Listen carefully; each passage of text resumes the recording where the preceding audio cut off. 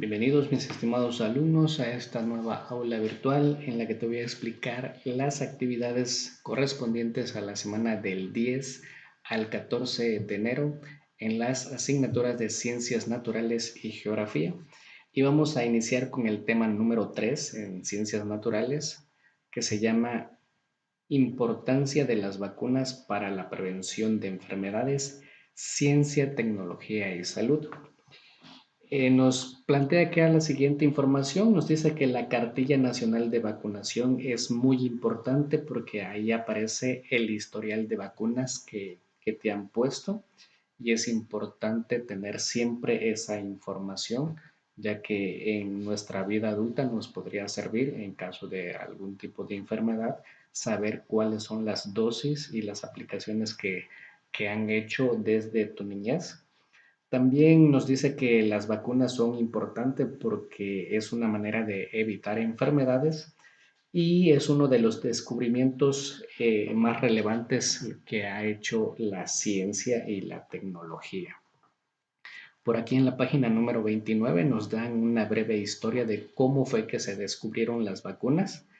Ya sabemos que el nombre de vacuna viene precisamente del nombre o de la palabra vaca, porque fue como en Europa, a partir de una epidemia de viruela, el doctor Edward Jenner observó que las personas que ordeñaban vacas se infectaban de un tipo de viruela que era similar a la de los seres humanos, pero que no era dañina.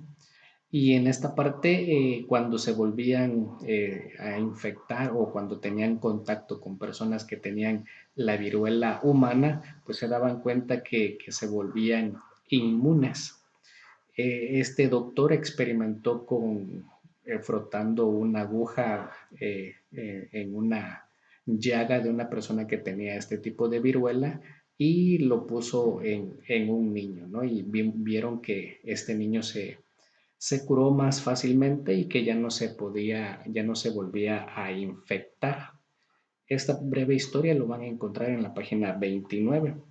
Pero aquí tenemos una información importante donde nos dice que el organismo reacciona y forma defensas contra una enfermedad, por lo que si entras en contacto con quien la tenga, será más difícil que te contagies en caso de contraerla. Nos recomienda que nos vacunemos, que aunque sintamos un poco de dolor, eso nos va a ayudar a prevenir y evitar enfermedades que pueden ser mortales como la que estamos viviendo. Precisamente nos habla en páginas más adelante sobre una epidemia que ocurrió aquí en América cuando los españoles vinieron por primera vez. Dice que en el año 1520 los españoles trajeron a México el virus de la viruela y contagiaron a los nativos, lo que ocasionó una gran mortandad. Y hoy en la actualidad estamos viendo la pandemia de la COVID-19. Sabemos que las vacunas fueron eh, eh, realizadas con poco tiempo por la emergencia sanitaria en la cual estamos. Sin embargo, es confiable porque existen muchos protocolos a nivel mundial de cómo realizar las pruebas, cómo realizar este tipo de vacunas que nos sirven a nosotros para prevenir que la infección nos ataque de forma más agresiva, ¿no? Después de leer la información que está en la página 30, vamos a trabajar con la página 31, consultando el bloque número 3 de su libro de historia, donde precisamente nos cuentan en forma general y en forma específica esa pandemia que estuvo en los años 1520 cuando los españoles vinieron a México y vamos a contestar estas preguntas en nuestro cuaderno. Súper importante poner atención en cuánto es de relevante vacunarnos, tener nuestra cartilla nacional de salud y tener un registro directo de todas las dosis que nos han puesto para las diferentes enfermedades. Después de trabajar los ejercicios de ciencias naturales, vamos a trabajar con geografía, que vamos a tener que identificar algunos elementos que son relevantes para tener en cuenta de qué información nos traen los mapas. Esta es la segunda parte de la lección número 3. Los mapas hablan de México. Y en la semana pasada ya les decía que los mapas tienen elementos que son relevantes conocerlos.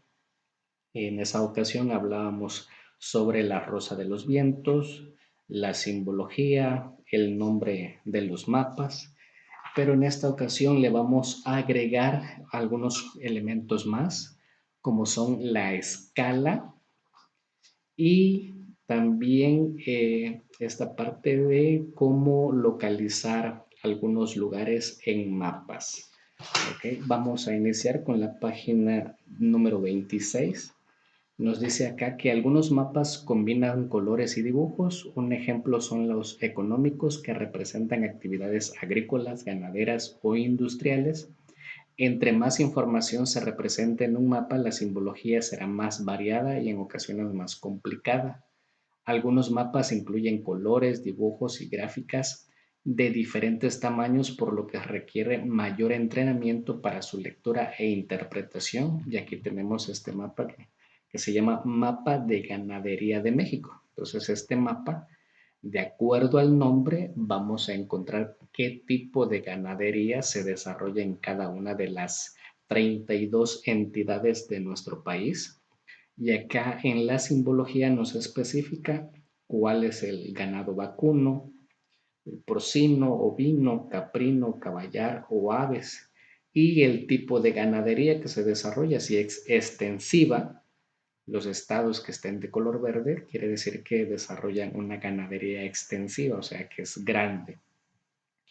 Los que tienen color naranja es intensiva, practicada en áreas reducidas donde el ganado es concentrado y alimentado. Y los que están de color blanco, donde la ganadería dice estado sin explotación ganadera relevante. Quiere decir que la ganadería que se desarrolla ahí no es suficientemente representativa como para tomarla en cuenta. ¿Okay? Entonces, estos elementos que estoy leyendo de este mapa es cómo nosotros obtenemos la información que necesitamos. La actividad que nos plantea ahí dice, observa el mapa de ganadería y responde en tu cuaderno. ¿Qué tipo de ganado existe en México? ¿Qué simbología utiliza el mapa para representar los tipos de ganadería? Y realizamos las demás indicaciones que nos plantean en esa actividad. Después, en la página 27 hablamos sobre la escala, qué son y para qué sirven, ¿no? Dice, para continuar con la lectura de los mapas es necesario aprender qué es la escala. ¿Recuerdas que Carolina escribió que su ciudad no aparece en un mapa de escala pequeña? ¿Qué tuvo que hacer para verla? Dice, la escala de un mapa indica cuántas veces se redujo un objeto o lugar para representarlo. Como ya sabemos, los mapas es imposible representar ciudades o estados de tamaño natural, ¿no? Tendremos que tener un papel demasiado grande. Entonces, lo que se utiliza es la escala para poder reducirlo. Si la escala de un mapa es 1:1, quiere decir que se está representando el tamaño original. Pero si la escala es de 1:2, significa que se redujo a la mitad de su tamaño. Obviamente en un mapa la escala va a ser mucho más grande, como por ejemplo el mapa que nos ponen acá. Dice plano de Guaymas, Sonora. Aquí la escala es de 1 a 18,000. Quiere decir que el tamaño de Guaymas fue reducido 18,000 veces. ¿Okay? Cada metro en esa escala significa que son 18,000 metros. ¿Okay? Entonces aquí la escala es de 1 a 18,000. En la página 28 de nuestro libro tenemos más información sobre escala, ¿no? Ahí nos trae una información y después cómo podemos localizar lugares. Para localizar cualquier lugar sobre la superficie terrestre, por ejemplo, tu municipio, una entidad, una carretera, un río, una isla o un volcán, en los mapas se trazan líneas imaginarias verticales y horizontales a las que llamamos coordenadas geográficas. Muy importante este tema. Es un tema que les voy a dar una breve explicación acá, pero en el salón de clases vamos a trabajar con un mapa para poder identificar estos elementos. De forma general, les digo, esta línea imaginaria que tenemos acá a la mitad se llama ecuador, esta línea. ¿Okay? Es una línea horizontal. Esta línea que tenemos de forma vertical a la mitad se llama meridiano de Greenwich. Cada una de estas líneas que les acabo de señalar es 0 grados y 0 grados. ¿Okay? Del ecuador hacia arriba estaríamos hablando de el norte. Del ecuador hacia abajo estamos hablando del sur. Tomando como referencia el meridiano de Greenwich hacia el lado oeste, estaríamos hablando hacia este lado, hacia la derecha, el este, ¿ok? Hacia la derecha es el este del meridiano de Greenwich, a la derecha el este, y del meridiano de Greenwich a la izquierda estaríamos hablando del oeste, ¿ok? Por eso tenemos aquí esta rosa de los vientos. Aquí estaríamos representando. Bueno, estos paralelos y meridianos, ¿cuáles son los paralelos? Estaríamos hablando de los paralelos a las líneas imaginarias que están en posición horizontal, estas, ¿ok? Estas son las líneas imaginarias en posición horizontal. Entonces, estos son los paralelos. ¿Cuáles son los meridianos? Las líneas imaginarias en posición vertical hacia acá. ¿Okay? Estos serían los meridianos. Bueno, esta actividad la vamos a seguir trabajando en el salón de clases. Sí es muy importante realizar esta actividad que nos plantean acá para ver si están entendiendo esta parte de cuál es el norte, cuál es el sur, cuál es el este, cuál es el oeste, cuáles son los paralelos, cuáles son los meridianos.